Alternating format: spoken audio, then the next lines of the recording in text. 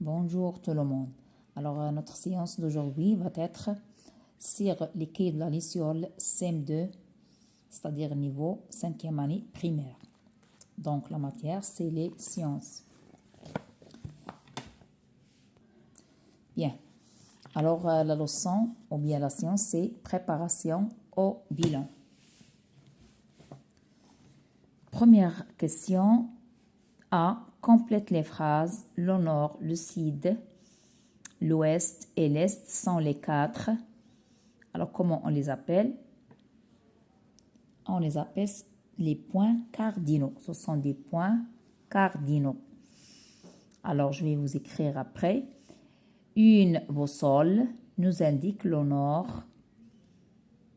Alors, ici, complète la phrase. Une boussole nous indique le nord magnétique de la Terre.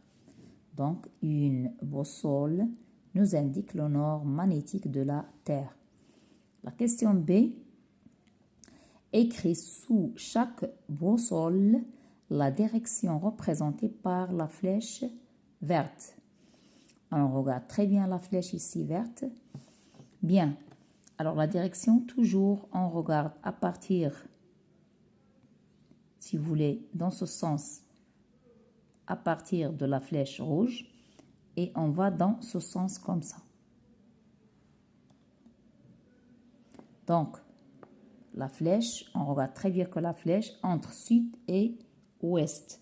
Donc, on va dire que direction sud-ouest.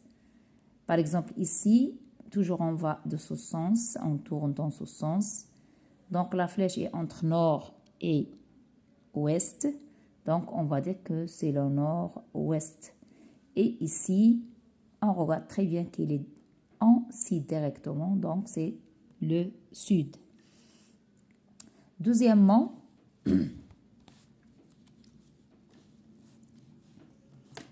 une éolienne convertit, c'est-à-dire transforme une énergie de mouvement en énergie électrique. Alors, on sait très bien que, si vous voulez, le vent, ou bien ce qu'on appelle éolienne, travaille avec, si vous voulez, le mouvement. Ici, c'est un mouvement. Donc, c'est une énergie de mouvement qui va se transformer en énergie électrique, c'est-à-dire qui va nous donner de l'électricité. Donc, comment s'appelle l'élément qui permet d'effectuer cette conversion d'énergie? Alors, on a ici un élément, si vous voulez, qui s'appelle alternateur. Et le rôle, si vous voulez, de cet élément, c'est de convertir, c'est de transformer une énergie, par exemple, de mouvement en énergie électrique. Bien. Décrit de manière simple le fonctionnement de cet élément. Bien sûr, si on a un élément, ici, on va voir de près qu'il est constitué. On va trouver à l'intérieur de cet élément un aimant et on va trouver une bobine. Et comme ça, quand on fait tourner l'aimant au voisinage de la bobine, cela va créer ce qu'on appelle un courant électrique. Alors, je vais essayer de faire une autre séance pour vous montrer l'expérience de proche, si vous voulez. Bien.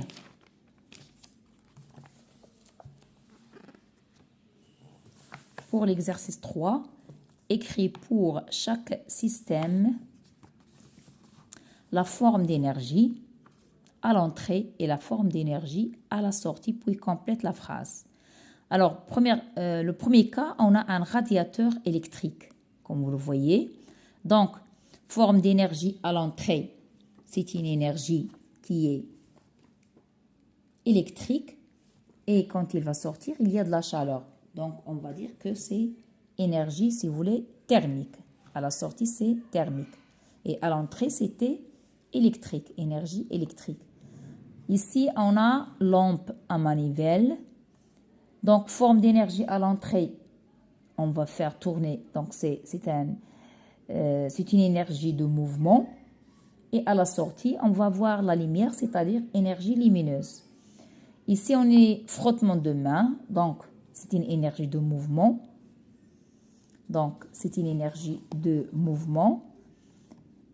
À l'entrée, c'est une énergie de mouvement. Et à la sortie, la forme d'énergie à la sortie, c'est une énergie thermique. On va sentir la chaleur. Bien. Ces trois systèmes effectuent ce qu'on appelle, si vous voulez, des transformations, ou bien on dit aussi des conversions d'énergie.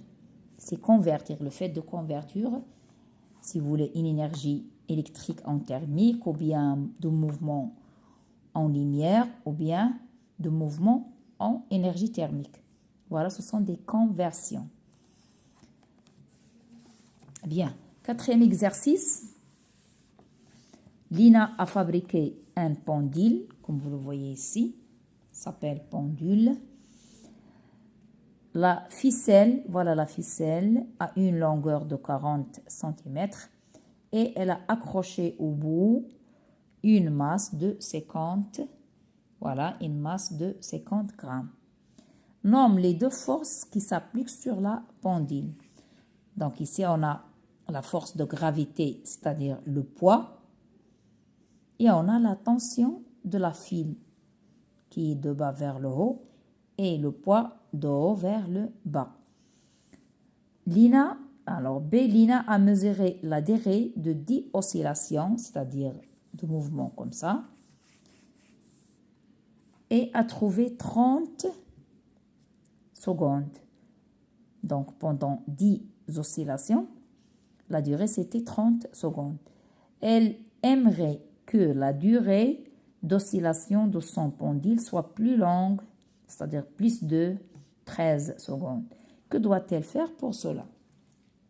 Donc, si on va essayer de faire une expérience, on va, si vous voulez, faire allonger la file ou bien diminuer la longueur. Alors, on va trouver que pour, si vous voulez, pour que la durée de son pendule soit plus longue, elle doit allonger la ficelle, ou bien la longueur, si vous voulez, de cette ficelle. Voilà. Pour augmenter la vitesse maintenant du pendule, Nabil a proposé de modifier la masse accrochée au bout qu'on pense. Donc, c'est-à-dire Nabil, s'il va augmenter, de modifier la masse, c'est-à-dire s'il va, alors pour augmenter la vitesse, Nabil a pensé qu'il doit, si vous voulez, modifier la masse.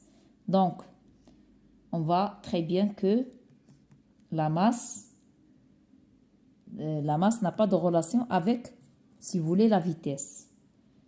Ce qui est en relation, c'est que, si vous voulez, la longueur ici. Donc, la pendule, parce que la pendule oscille toujours à la même vitesse, quelle que soit la masse accrochée. Donc, pour augmenter la vitesse, il doit diminuer ou bien raccourcir la ficelle. Donc, la vitesse a la relation avec la longueur et non pas avec la masse. On peut faire l'expérience pour montrer, si vous voulez, ça et pour répondre à cette question. Donc, il est très simple il suffit d'avoir ces instruments pour faire l'expérience. Donc, on va donner la réponse écrite maintenant. Alors, voilà la réponse écrite. Ici, on a dit que les points s'appellent le nord, le sud, l'est, l'ouest. Ce sont des points cardinaux. Et une boussole nous indique le nord magnétique de la Terre. Ici, vous avez, j'ai dit entre sud et ouest, toujours dans ce sens, sud-ouest. Et ici, nord-ouest, toujours dans ce sens. Et ici, on est directement en sud. Et vous avez ici l'appareil, ou bien l'instrument, ou bien l'élément, s'appelle un alternateur.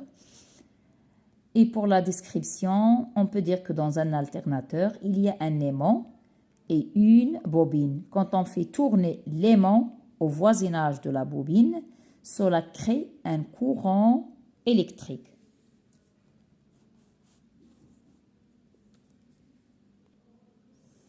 Et voilà ici pour l'exercice 3. À l'entrée, c'est énergie électrique et à la sortie thermique. Énergie de mouvement, énergie lumineuse. Et énergie de mouvement, énergie thermique. On les appelle des conversions, c'est-à-dire transformation, bien changement.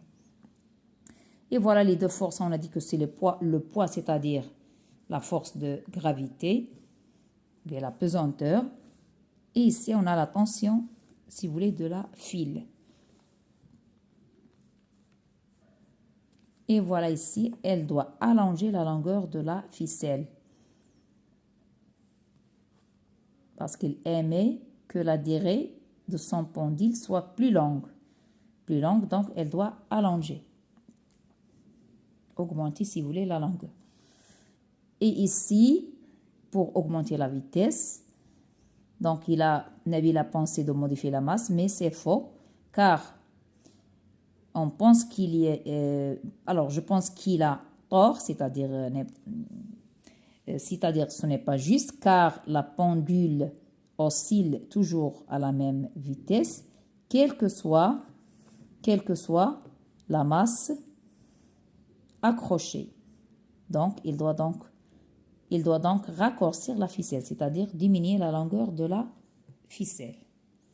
Voilà pour cette page, ou bien les deux pages 64 et 65, c'est-à-dire la préparation au bilan.